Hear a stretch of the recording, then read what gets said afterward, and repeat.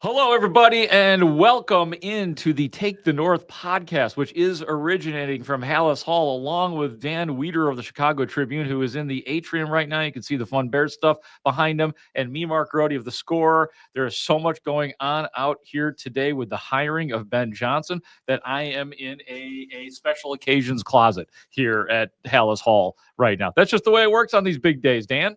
Grody, there was a Bears podcast many years back called the Bear Download Podcast that Rich Bears. Campbell and I hosted. Many an episode was recorded right there in that coat closet that you're in. Just so you know the protocol in that room, you got to turn around and you got to ding the coat hangers for a second, make them make a little bit of noise, and people can really understand. There you go. I need more coat hangers. It's like cowbell. That's exactly. I need more coat hangers. So that's the setting here today. I've got the good spot. You've got the coat closet. But man, what an energized day here inside this building. Yeah, Ben Johnson was here. Ryan Poles spoke today. Kevin Warren was speaking. George McCaskey. Everybody got to do the victory parade today. And that's what it was. This was a good hire by the Chicago Bears. They got their guy. And as it turns out, Ben Johnson, from afar, always kind of admired the Bears and admired Chicago. He talked about taking his family to Cubs games once a year. And at least he says he understands what the city is all about. I don't think anybody that comes into this city, especially as head coach of the Bears, really, truly knows what they're getting into. But I think on the overall today, Dan, as Ben Johnson was introduced and gave his introductory statement, took some questions, some of which we will play on the podcast today. I thought on the overall that Ben Johnson was very impressive here at Halas Hall today. Yeah, right. Like, and if you think you know the city of Chicago, then experience a 4-game losing streak as the head coach of the Bears, and then circle back with the host of the Take the North podcast and let us know what you think about the city. Then there you go. That means I agree. Whenever I do that with the coat hangers, I agree. Let's stop that right now. What we saw today, though, there were two things. You referenced one of them there. It was Ben Johnson's desire to have this job. Yes. And you heard George McCaskey and Ryan Poles both reference that when they sat down for the Zoom interview a couple of weeks ago, that the first thing that Ben Johnson told them was, I want this job. And then George McCaskey said, and then the last thing he said before we turned off the camera was, did I tell you I want this job? So that desire was very forward. It was very palpable for the Bears leadership. And then I think the other thing that was pretty obvious today is the confidence that Ben Johnson has in himself. We got that second session with him in the X's and O's room upstairs here at Halas Hall. And I thought him sort of detailing his path here, the very, unique journey that he took to become the head coach of the Chicago Bears, and how he felt like when he was in a position coach job in Miami or a quality control coach job in Detroit, no matter what role he had, he was the best at it. And he said that very forwardly and without any sort of pretentiousness or cockiness to it. You were just like, oh, okay, I feel what you're laying down here, Ben. And that's where we are right now. Yeah. I thought it was interesting, too, in that session that, again, Dan and I were fortunate enough to be in, but that's what we bring you as beat writers and beat reporters out here at Halas Hall. In terms of Ben Johnson, probably could have become a head coach last year, and that he chose the Bears this year. One of the things that he said, just going through some of the bullet points on there, he said that he wasn't emotionally available after last year. I thought that was interesting, that at least that's what he said, that was his answer. And you can make a case, and he did say, look, like that there is getting over what just happened to Detroit, getting as eliminated as promptly and as shockingly as they did. But that's a good thing to know, that in every way, shape, and form, this head coach is ready to be here. And I also thought it was really interesting too, Dan, that he said at the beginning of this season, and maybe that it's sort of in line with the way we all thought about the Bears heading into the season, that the Bears it wasn't the Packers, it wasn't the Vikings. Ben Johnson said that the team that gave him the most headaches or scared him the most going into the season was the Chicago Bears, because of the defense that they had. And obviously he admitted that the defense wasn't quite as strong as he thought it would be for the Bears this year. But he seemed to have a lot of genuine respect for this organization. So it's not all about the $13 million or whatever he's getting in his salary. No question. It felt like if Ben Johnson had been asked to come on a Bears podcast like Take the North in August, he would have predicted the Bears to win 10 games or more, right? Like it wasn't a crazy thought to people inside this league that saw the direction they were headed and the talent that they had on both sides of the ball. Ultimately, it didn't turn out that way. You lived it as well as I did, a 10-game losing streak, a 5-12 season, and that's why Ben Johnson is here now. He's got to, as he promised, get to the bottom of what went wrong. Right. And there's a number of different ways we can take that discussion, Mark, but I did find it notable that Ben talked about accountability in his introductory address to the media as he was being introduced as the Bears head coach. And then he went on to elaborate on what accountability is in his eyes. And given that this was a locker room that talked for 2.5 months about accountability, I thought it was notable to kind of marry those two things together and get an understanding of a coach that, at least at the outset on day one, is promising to apply consequence to not meeting standards. Yeah, and Ryan Poles admitted that was one of the requirements, one of the things that they were asking about. And they talked about when we had our little breakout session, where our just reporters only discussion with Ben Johnson. He talked about a lot of the things that need to be better, that have to be better with the Bears this year for sure. Let me, before we get too far into it, I do want to play. We've got a few audio cuts for this podcast here today. I do want to play a question that you asked, Dan, in terms of how this all came together for all parts involved, because it was fast and it was shocking and it was surprising and it was enlightening in every way, shape, or form. So let's listen to your question to Ben Johnson, and Ben Johnson giving the best answer he possibly can here. Saturday afternoon, you walked into Ford Field to coach a playoff game, and by Monday afternoon, you were agreeing to a deal here to be the coach of the Chicago Bears. Can you take us through the whirlwind of that stretch for you, and then also why it accelerated the way it did? Yeah.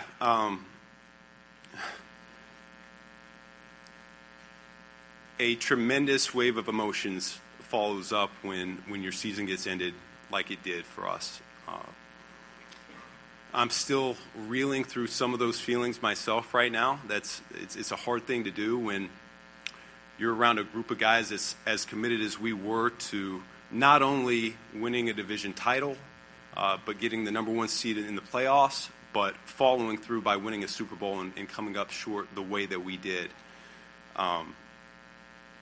I'm still reeling through that, what I could have done differently, of course. As that game ended and exit meetings happened, information was brought to me about potential situations, and it did not take long for me to realize where I wanted to continue my career. With that, Ben, when you were exploring the Bears as a possible place to jump to for yourselves, what questions did you want answered from this organization to assure that it was the right fit for you? Yeah, I think to me, I talked about alignment last year when I came back to Detroit, and that was really important to me, was to see that the structure set up was conducive to winning. All those questions were answered throughout the interview process.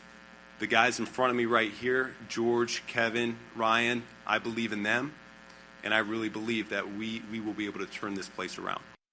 Yeah, and and Dan, I want to give you a chance to react and find out if you're satisfied with the question that you asked right there. But I did ask George McCaskey today too. What did you guys do differently in terms of this process from an ownership perspective? And he wasn't necessarily saying that this was different, but I think the headline from George McCaskey, at least in terms of that, was Ryan Poles said that this was the guy that I want, and Ryan Poles said, "Go get him. Whatever you need, go get this man." And he brought this man into the building. But were you satisfied with that answer, Dan? Not that it's one of those like really trick questions. I mean, it's a lifestyle question. Like, how did this all come together, man? Yeah, no, I mean, look, like, and there's a lot of awkward things in the NFL. One of the awkward things is the timeline for these new coaches to get hired. And I remember 7 years ago with Matt Nagy in the same building thinking about, man, like this dude was literally coaching in a playoff game just a couple days ago, and that is always a like stomach dropping feeling when you get knocked out of the playoffs, no matter who you are. If you're the number one seed in the conference like the Lions were, and you're playing at home and you have the aspirations of holding up the Lombardi Trophy at the Super Bowl in New Orleans in a few weeks, I imagine it's pretty jarring when you go to bed Saturday night, and then to be in this mode 24 36 hours later where you're trying to figure out where's my next career leap going to go to. That's a lot to sort through. And I appreciated Ben being honest and saying, like, look, I'm still not fully over what happened this weekend in Detroit, but the timeline is the timeline. And when we talk about the timeline now here, Grote, it's like one of the things is that the Bears understood the timeline very well, and you give them a lot of credit for knowing. And I thought that this came up, I think it was with George McCaskey, that you're in competition for Ben Johnson with other teams. You're very aware that the Raiders are interested. You're very aware that Jacksonville is lurking. And so you don't have a chance to necessarily go through the process the way you would ideally go through the process if you were the only job open. You realize you've got to react. And so it feels like the Bears were positioned to be aggressive. And that's where I would bring up to you and ask you, I guess, do you believe that Kevin Warren's presence here helps those types of things occur? Because for me, it feels like the most notable difference in this hiring process is having a guy there that understands what cutthroat aggression needs to be in moments of truth. And that's why I asked him that question specifically, Kevin Warren. Like, what was your part? And I'd realized that we're probably not going to get satisfactory answers in a huge group of people. But to answer the question and paraphrase it, I mean, he said that his part was, I think he used the word part the contrarian, to be a different voice in the room. I mean, that's a little bit ambiguous, but I have to believe that he was the wild card and why things were different. I wonder too, like the reason I asked George McCaskey the question that I did in terms of doing things differently is paying the money that they are paying for this head coach. And I'm not going to bring up the old tropes of the Bears being a cheap organization, but any organization has to take a long look when they are paying the top dollar for a coach, right? I mean, that's a big deal. So I wonder, Dan, to answer your question, if Kevin Warren was a driving force in that to the powers that be, his bosses, the McCaskies, and George McCaskey specifically, hey, here's the deal. Part of getting this guy, the hardest part of getting this guy here is that we're going to have to pay him between $13 and $15 million per year. So I really do think that it comes down to the old-fashioned answer and question of money, and they allowed for it. By the way, first and foremost, Dion Miller is coming down the stairs right now here. I know that we have to get to her in the podcast here before it all finishes, so we don't forget to drop that in at the end here. But look, like I do think the Kevin Warren presence is notable from the standpoint of aggression, right? And understanding how to go and put the foot on the gas when the foot needs to be put on the gas. I give Ryan Poles a lot of credit in this search as well for being able to, and you heard some of it in the answer that Ben Johnson gave just a minute ago, sell alignment to Ben Johnson, being able to tell him that, like, hey, I do think that we're going to be able to have a united view of this football team and a united view of the formula needed to get this team over the hump.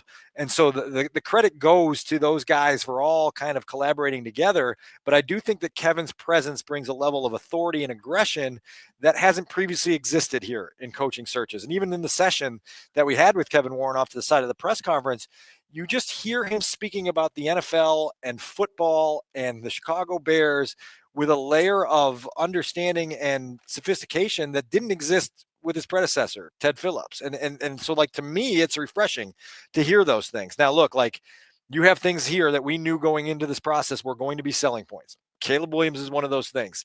And if you had Ben Johnson under truth serum and asked him to put together a pie chart on why he jumped at this job to take the biggest career leap of his life to date, I'm sure that a huge piece of that pie would be Caleb Williams. But there are other things in the organization that he had to feel good about. And some of the things that we just talked about are part of that. Yeah, no doubt. I mean, he did concede that they have talked about the offensive line already, something that Ben Johnson had a really good one. But he also said, look, eventually he's going to leave Detroit behind. And one thing that he said, I think it was in our breakout session, Dan, when we were sitting at the table with him, that he understands this ain't Detroit. It's different personnel. It doesn't come with that offensive line. So while it is not a rebuild, because they made it very clear that they expect to be winning and competing this year, they do understand, like, although you're going to hear a cut from Ben Johnson on how much he likes the roster, he knows that there's a lot of things that have to be fixed on this roster, and it probably starts with both lines, quite frankly. Yeah, definitely. And both lines need to be fixed, and he did reference the Bears run defense regression in 2024 and something he noticed calling plays against the Bears that didn't keep him up at night this year the way it did in 2023. One last little footnote on the Kevin Warren discussion. Shout out to the Old Pueblo Cantina, which I believe is down there on Webster Street, where Kevin Warren said he was dining last week.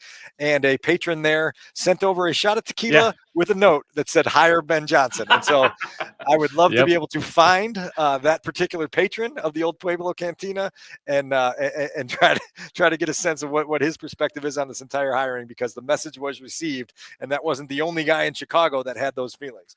Dan, as you were, you were in the running for Sports Writer of the Year this year, so you should be able to dig that up. I have complete faith in you. Bridesmaid, not the bride. Oh yeah, that's right. That's right. Well, I think we could, Mark Potash ended up getting it. So if somebody's going to get it and you guys are all very competitive, I think everybody's happy that Potsy got it, right? No question. Yeah. Absolutely. But anyway, you were going somewhere with that. Yeah, I was going somewhere. Lamenting my own sadness. No, that's okay. We're staying focused. Owen, we got stuff at the end. We're talking about Deion Miller. I had a hilarious quick conversation with DJ Moore, and I got a little news in my conversation with Caleb Williams off to the side. So we're gonna get to all of that here still in this podcast. But let's hear from Ben Johnson on this roster that he seems to really like.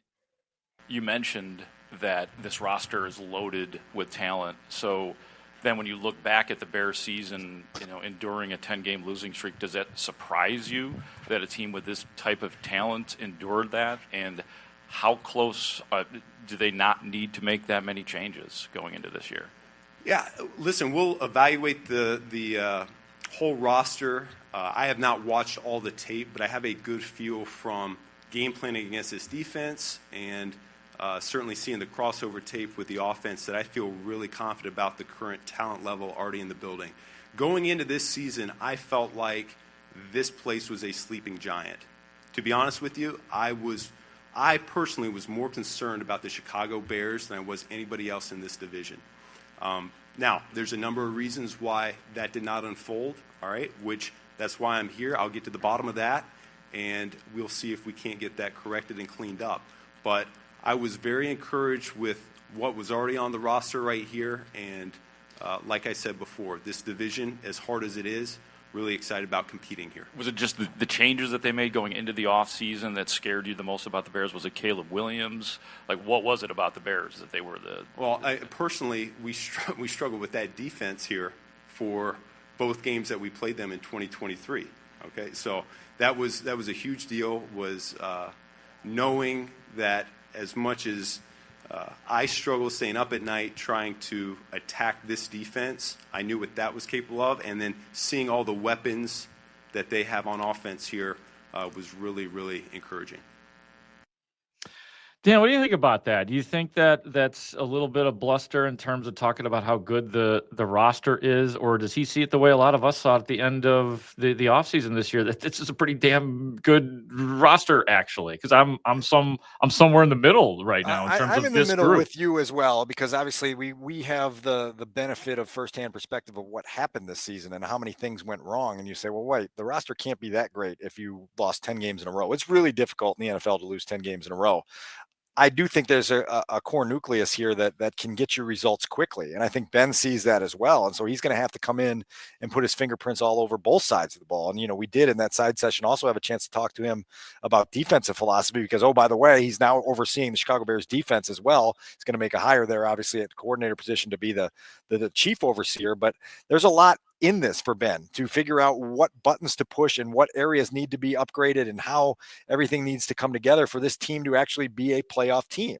That said, I think there is an avenue that he sees where results can be had quickly. And I don't think I would dispute that. I think it's just going to be a case of trying to manage expectations, particularly early with the players inside the building and then ultimately with the outside world, so that people don't do what Chicago was so prone to do, which is skipping checkpoints on the way to the ultimate destination and then realizing you can't skip those checkpoints because otherwise you just drive right off the cliff.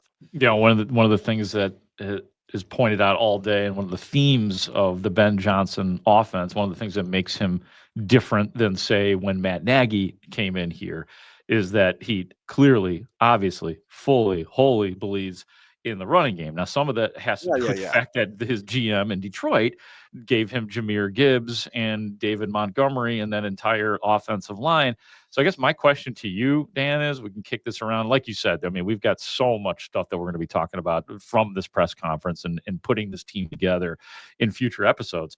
But that's a big deal decision right there. Now, some people think that DeAndre Swift, like a lot of people, was mishandled, miscoached, and maybe can be better in this. But I have to imagine that is going to be a huge priority because in theory, they have their core receivers here. Offensive line needs to be fixed. You have your tight end.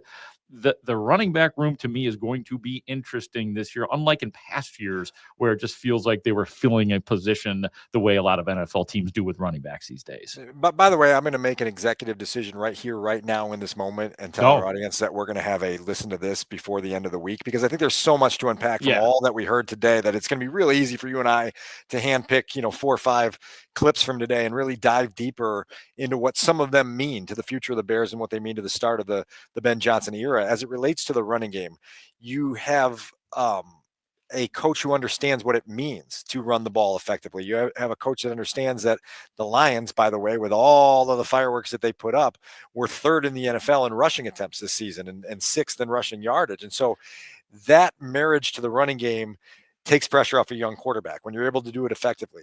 It also opens up your play action passing game, which the Lions did so effectively. That said, when you talk about DeAndre Swift specifically, Ben Johnson's assertion today and his emphasis today that he was going to tear this thing down to the studs offensively, just meaning like the system, and build it back up around the guys he has, was refreshing to me. This isn't a guy who's coming in with an offense and a preconceived notion of how it has to look and how guys have to fit. It's let me get my eyes on this and then build it up from those guys. And I do think that he is smart enough to be able to do that successfully and quickly. Obviously, it's going to start first and foremost with the quarterback and what makes the quarterback most comfortable. But the running game can also help make the quarterback comfortable. And so you've got to figure out what your vision for that is. And you got to figure it out quickly, Grote, because you're going to have to go in to the roster replenishment cycle of March and April, free agency and the draft, knowing what exactly you're looking for up front, in your backfield and elsewhere to kind of bring out the best in the entire group. And that's the next part of this giant Sudoku puzzle that the Bears have to fill out. Yep. And, Caleb Williams still has all the confidence in the world. He was front row today, sitting next to DJ Moore and Roma Dunze and Cole Kmet. I don't know if I missed anybody else. Was it just those four players? Yeah. No defensive representatives. I was wondering why nobody could get on the horn to somebody on the defensive side of the ball. There were 4 defensive captains this last year. Somebody from the defense want to roll in here today and show a little support for the offensive-minded guru? We're Sweat, man. He don't want to talk to us anymore. That's Montez. Hey, maybe after they hear the quotes from this and that Ben Johnson was afraid of the Bears defense, at least before the season, maybe that will stimulate some thought processes or a little bit of communication from the defense. Yeah, and a big shout out to Big Bill today from Ben Johnson as a guy that he recognized was a huge part of this Bears defense, and his absence was felt by not just the Bears but the teams that played against the Bears. So that was notable as well. But yeah, maybe we swing it back to Caleb for a minute because I do think that there were some notable things today heard from him in regards to just feeling like he's got a jolt of excitement and energy. And I think that's hugely critical as he enters a 2025 calendar year that is going to be really telling. It's pretty obvious that just like all of us, that Ben Johnson was the top choice. The way we've been talking about Ben Johnson, number 1, and then number 2 on the list is like way down at the bottom. You could tell Caleb Williams wanted them to hire this guy.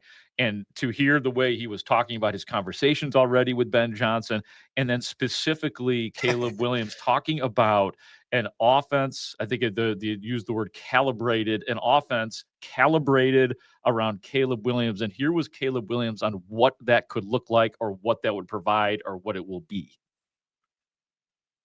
I haven't been able to dive too deeply into that yet, but I think score, and an insane amount of points. I think we have the same mindset. We sat down and talked and had the same mindset about scoring and all these different things. And, sportsmanship is at the end of the game when you shake hands and, be respectful in those ways. But when you're on the football field, you want the other teams to feel as if you embarrassed them. I love that. I love that. I love the fact that Caleb has this year hasn't scared him away from being what he thinks he could still be, and that is a quarterback that leads the Bears to a dominating 30 points per game offense, which obviously they weren't even close to this past year. The confidence isn't wavering in Caleb Williams, and it hasn't been since the day he arrived. That's a big deal. What I did think, and I already know what cut from Ryan Poles I'm requesting for listen to this on Friday, because it's one that we really need to dig deeply into. But when you talk about the compatibility piece here between Ben Johnson and Caleb Williams, now it's about a head coach who is really, really, really unwavering in his demand for detail and precision, now having to get a rookie quarterback who maybe struggled with some of those things during his first season and didn't have the oversight to master it right away, figuring out how to make that all hum early. And there's going to be some rough patches. We're going to stand out here at a practice in May and go, that looked ugly, and it's going to be scary. And then we're going to get in July and go, is it getting better or is it still a little bit rough? And so I can't stress enough with people that have chronicled Ben Johnson in Detroit, him being a stickler for details is what makes that offense come to life. And it starts with the quarterback. And so look, again, we've got all off season to talk about these things, but when you've got to play with emotion, it's not just about activating the motion. It's about understanding the timing of the motion and when the snap has to come on where the guy is in his motion. All these things are very detail oriented, and Caleb's going to have to study. And in his goal to score an insane amount of points is going to start with preparation in April, May, June, July, August, and onward. Few notes before we get out of here, and as we've said throughout this is a very daunting task sometimes, doing a short podcast and after one of those media sessions where there's just so much to discuss, and Dan and I will, like we said, just keep paying attention to Take the North. We will continue to break down the coach and move forward. I guess there's a couple more things I guess we didn't even hit on, and those are the coordinators and things that I feel like we have to get in here. The coordinators have not been decided on as of yet. He said that this afternoon, those kind of conversations are going to start to take place. I did think it was interesting that, Dennis Allen's name has come up as a potential defensive coordinator. He said he hasn't even talked to him yet, doesn't know him. Yeah, never met him. So that doesn't mean he's not the defensive coordinator, but I did look at that as a strike not in favor of Dennis Allen. But he did say that those conversations will be going on today, and we're recording this here on a Wednesday? Is this a Wednesday? Yeah, lose track of time, don't you? Yes. Yeah, no question. And so, that's fluid, and the whole staff's going to need to come together over here in the next 10 to 12 days, and we'll see kind of how they're able to navigate that, because you're going to have to pay some money for those people too if you want to have a top-of-the-line staff, and we'll see how successful Ben is in convincing Ryan Poles, Kevin Warren, George McCaskey to keep that checkbook flowing. After the press conference was over, luckily I was sitting pretty close to Caleb Williams. First thing I said to him before I knew he was going to get whisked away and everybody would try to talk to him, I said, when are you getting that thing up? Because he's still got the cast on his right hand. You saw it firsthand today, didn't you? Yeah, we did. It's a hard cast. You're right, man. And it was a cyst, right? It's a cyst that he had removed, and no big deal. So I said, when are you getting that thing off, man? And he said 2 days. So I can report, Mark Grote is reporting that 2 days from now, Wednesday, you will not see Caleb Williams wearing that cast anymore. And he said he is fine. He is okay, but it's still is alarming to see that on there. I said to Colleen Kane when we walked in today, I said, okay, your first question that you need to ask Caleb is, how big was that cyst and why did they have to break 6 bones in your hands to remove it? Strong. I also talked to DJ Moore. Do you remember when a little bit of controversy was stirred up this year when I asked DJ Moore about his offseason and what he's going to do? And he said right away, I got to get out of here. I'm going on vacation. It was he went to Disney over. World. He went. Yeah. Well, I looked at him and I go, I thought you were going to be on vacation, man. We went through a whole deal with that on the radio and everything. And he said, I was on vacation. Like you said, he was in Disney. So cheers to DJ Moore. Interrupted his vacation to come back to cold Halas Hall and meet and hang out with and be in the audience for Ben Johnson. Do you remember his adorable daughter's name? Is it Ariel? I can't remember what her name is. Yeah. But she is owed something. Like Ben Johnson's going to have to get her a present for making her dad leave Disney World prematurely. Seriously. Right? That's a big deal here in the offseason, but it's a big deal here at Halas Hall that Ben Johnson is the football coach here, and that was the kind of day it was here. Yeah, and I'm glad to see that DJ Moore was laughing at that whole thing because he took a lot of crap from people unnecessarily on social media for talking about vacation in the offseason. Oh my God. Dan, what else do you have left here before we get out of here? No, my last thing is that we mentioned Deion Miller coming down the stairs a little bit ago. She was always angry when you swear in this podcast, and your potty mouth makes her very offended. And she reports us to the she reports us to the FCC and puts bad comments on our Apple reviews. And so it was notable that she got upset about something related to all these proceedings here yesterday. And she said, I got so upset that I myself even said a cuss word, which is not, it doesn't happen with Deion. But before she did that, she said that, before she built up to the boiling point of actually saying it out loud, she was sending the cuss words in emoji form. She sent me a horse followed by a poop emoji. And that's Deion's method of swearing. So I just wanted to assure her here, obviously loyal listener, that we're working with you. We've got you with we're always working with therapist trying to get you to clean it up here to get the Richard Pryor, Eddie Murphy stuff out of the routine here, and then we'll get back to the clean programming really soon. Yeah, we can guarantee that to Deion. Yes. Thank you everybody for listening today. I love it. The horse and the poop, but we can't say the word. For Dan Wiederer from that's the word. That is the word. For Dan Wiederer of the Chicago Tribune, for Adam Studzinski, the producer of the Take the North podcast, a busy man as well. I am Mark Grote, and Dan and I will certainly be back with you with a fresh episode in short order. Hope you enjoy this one. We thank you all for listening. We thank you all for watching, subscribing, liking, all the things you do for this, the Take the North podcast. Great talk. See you out there.